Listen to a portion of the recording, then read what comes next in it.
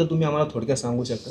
नक्कीच. म्हणजे मेहनत सगळ्यांचीच आहे, पण इथे जी बॅकस्टेजची जी टीम आहे, ती एका नाटकासाठी, कुठल्याही नाटकासाठी खूप स्ट्राँग असावी लागते. कारण फिजिकली चॅलेंजिंग खूप तो जॉब आहे. सेट वर घेऊन तो जायचं. वर घेऊन जायचा, ते खांद्यावरती घेऊन जातात सेट, मग सेट लावतात. आणि ह्या नाटकाच्या बाबतीत आमच्या निर्माते अजय विचारे जे आहेत, त्यांनी एक खूप चांगली एक्सपेरिमेंट केली होती, की आम्ही पुण्यामध्ये या नाटकाचे जेव्हा 100वा प्रयोग होता, तेव्हा एका दिवशी 3 प्रयोग केले होते. ओके.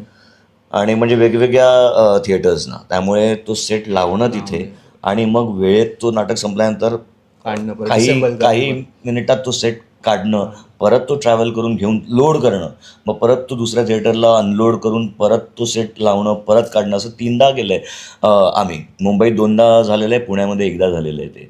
त्यामुळे याच्यावरनं तुला कळू शकतं की